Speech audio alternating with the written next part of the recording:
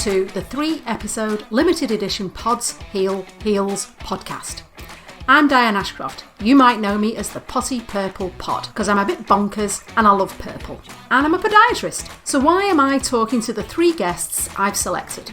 Ian Sadler, Andrew Ayres and Ben Lumley. They were the 3 expert podiatrists that helped me and 120 other podiatry colleagues get a better understanding of plantar fasciitis, heel pain and how to treat it at the 2 training events that they held in 2018. At those events they focused on the best practice modalities that we should be using in treating plantar fasciitis and heel pain, all backed up by research and data. In February 2019, a bunch of us from that training collaborated on an awareness campaign which we called Pods Heal Heals. It was a great success in achieving our goal in helping people understand more about the heel pain and plantar fasciitis that they thought they had and what they could do about it. We're running another Pods Heal Heals awareness campaign in 2020, and that's why I wanted to talk to these 3 key podiatrists for this podcast. Hope you enjoy it, and I hope it helps you understand heel pain and plantar fasciitis better. Let's talk to my second guest, Andrew Ayres. Hello. And I'd like to open up by asking you the question, if you could tell us in 60 seconds who you are and why we should listen to your opinion on heel pain and plantar fasciitis. Okay, so like you said, my name is Andrew Ayres. I'm a podiatrist and I have my practice in Congleton, Ayres Health. Most of my time is spent treating musculoskeletal injuries, of which heel pain is probably makes up at least 50% of the cases that we see each week. So I've been a podiatrist for, I think, 7 years now, and I did my master's degree, which finished about 2 years ago, and that was my thesis was looking at the way people walk and run and the differences running at a fast speed and a slow speed, and how sort of pressure under the foot changes with changes in running speed. So a lot of my sort of expertise revolve around the way people run and how we can change the way they run in order to reduce stress on certain parts of the body. Does that make sense? It does. Yeah. It does. So you've got a lot of experience of treating this. I mean, you mentioned that about 50% of the cases you treat a week are related to this kind of problem. Yeah, probably. At least 50% are heel pain cases. So pain going from and like the Achilles insertion right on the back of the heel, right through to the middle of the arch. If we sort of encompass all of those conditions together, then that probably makes up for about 50% of the cases that I see on a weekly basis. That's interesting and leads me on to my second question, which is, of the people who actually come in to see you, perhaps with a self or I'm going to say Google diagnosis of plantar fasciitis, what percentage of them actually truly end up being that after you've assessed them? Very few. Yeah, I think plantar fasciitis is probably the most over-diagnosed condition going. I think if you go on to Google, then the only sort of musculoskeletal foot problem that it knows is plantar fasciitis.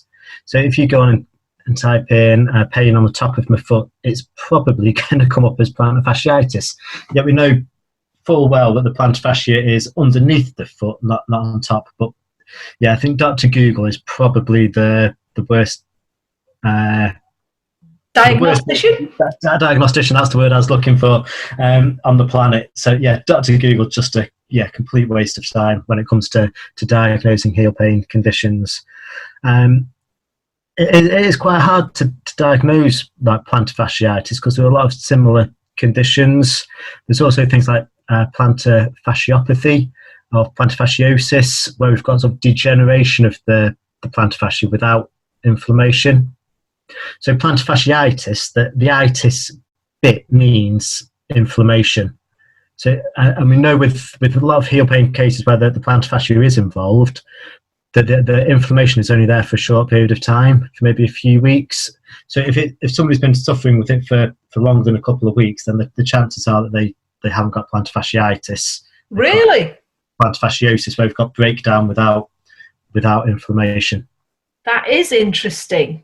So you're dealing with so many cases of heel pain then.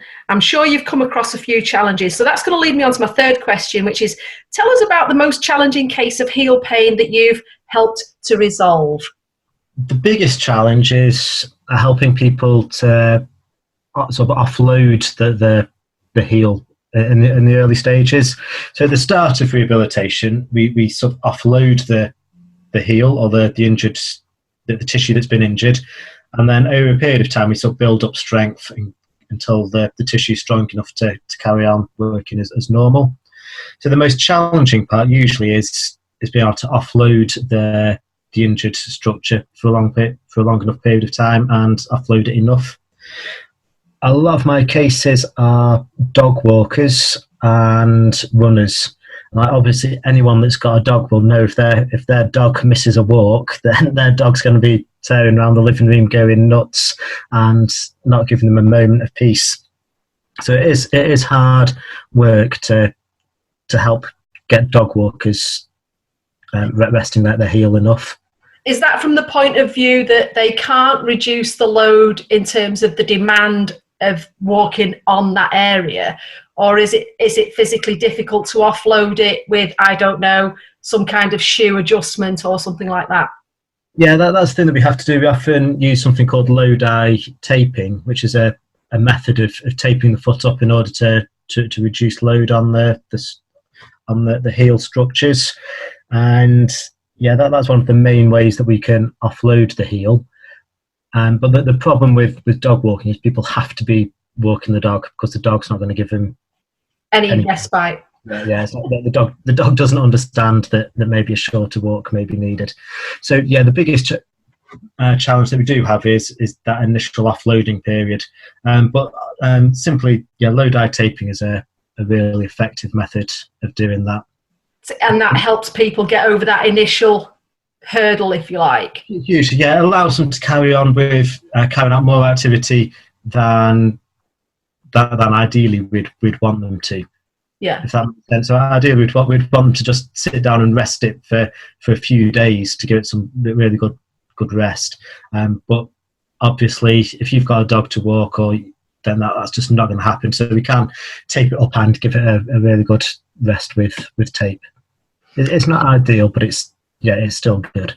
Yeah, it's kind of like a bit of sticking plaster on the wound almost, isn't it? Yeah, it is. Yeah. But it does allow people to carry on walking for carrying out activities. And do you teach people to self-apply that so that they can do that even when they're not able to sort of come and see you in clinic or stuff? Absolutely, yeah. It is quite hard to apply for yourself, but it is possible with a bit of practice. Yeah. There's actually a video on my YouTube channel showing how to do it. Well, so if anybody wants to find it, then Google, go onto YouTube and type in Ayres Podiatry, and I'm sure you should be able to find the video there for low-dye taping. Well, if I can figure out how to do it, I'll try and link it up to this podcast, but that might be a stretch on my capabilities, but we'll try. If 50% of your cases that you see are heel pain, you obviously love treating it. So tell us what you actually love about treating heel pain, Andrew. The bit that's really good is when somebody comes into the clinic and they've been absolutely everywhere. They've been to physio, they've been to osteopath, they've been to a faith healer, they've been to everybody before they've come in to see the foot person. And then we can sort of diagnose the condition better than most people, just because we're seeing it all the time. And then we can work out a treatment plan for them as well. And quite often we get really, really good results with people that have been all around the houses before they come to podiatry. And that's always like a big goal, is a big tick in the box when they've been all around the houses. Then they've come to us and we get that good result. Fixed. Yeah. Fantastic, that sounds great. But equally, I'm sure there are cases that are frustrating. So what would you say that you hate about treating heel pain on the polar opposite to that? Yeah, the polar opposite is, that's always a tough one. Yeah, it's because with rehab, you can never you can predict how it's going to go, but because everybody responds differently to every intervention, you can never guarantee that it's going to go as planned. So rehab's never a smooth process. You can't say just because an exercise or an intervention is working, gets good results for like 2 or 3 weeks, you can't guarantee that on week 4 or 5 that it's going to continue working in the same way. Right. So it's not a linear path then. No, it's not. It's not a linear path. There are peaks and troughs in rehab. But if people have faith in the process, then we get the result in the end. It might be a slow process to start with, but we will get you there in the end. It's just that very frustrating period where somebody has a trough in their rehab process. Through that trough, because that must be quite psychologically challenging for them. Hugely, I think, yeah, a huge component of rehabilitation is psychology. And we know pain is hugely linked with psychology. So if we can improve somebody's mood and make them have like a more positive outlook on their condition, then we know that their level of pain is going to go down. They're going to be more compliant with exercises and carry and stick with the rehabilitation process. So yeah, a huge part of rehab is psychology. And when we hit those troughs, which are inevitable, everybody has a little setback in their rehab, then yeah, we have to keep that person on board and keep their spirits up and make them realise that it is just a small setback. And for as long as they have faith in the process, we'll get them better. So, I mean, I know that you're an athlete yourself, Andrew, and you like to do a lot of running as well as your dog walking. So would you say that because of your own kind of physical exertions, if you like, you're able to relate to the places that they're at? I mean, I know you've had an injury in the past yourself that slowed you down a little bit.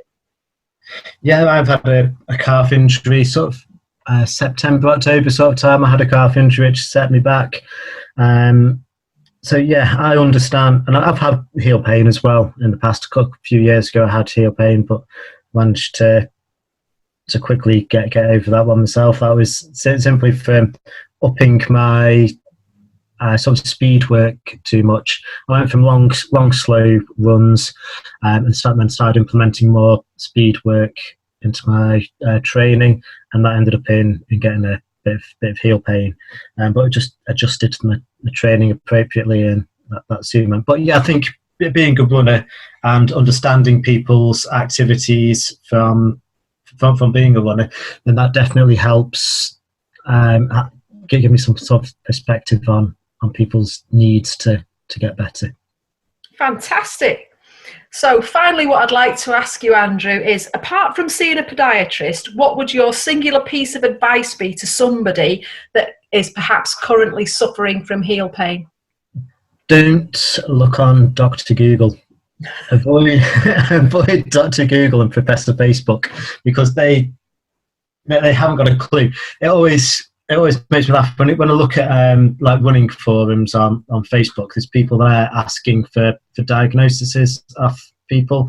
They're asking, I've got heel pain, what should I do? And you can guarantee that most of the replies are going to be, you've got plantar fasciitis, do this stretch and roll your foot and ice your foot. What always reminds me of is if you stand outside Tesco, would you just ask any random people coming out of Tesco for medical advice? Unless the bikes are available. Yeah. You just wouldn't do it, would you? And that's the same thing as asking on Facebook. Yeah. You know who these people are that are replying. They could be anybody. They could be somebody with lots of experience in treating people, but 9 times out of 10, it's just going to be the same as somebody random walking out of Tesco. They're people that generally don't have a clue, and they're just like stabbing in the dark at what things are. And their knowledge is just come off Google as well, and from word of mouth. And you can guarantee that the only thing that they really know about is plantar fasciitis, and the only like fix for plantar fasciitis that they know is icing the foot or rolling it on a frozen water bottle. And you're not going to get good long-term results with that. So yeah, for anyone that is suffering with heel pain, apart from coming to see a podiatrist, is avoid Dr. Google and Professor Facebook, because they're just the devil in disguise. Yeah, they really don't do people's psychology much good. They're full of like panic stories and dread, and just avoid them.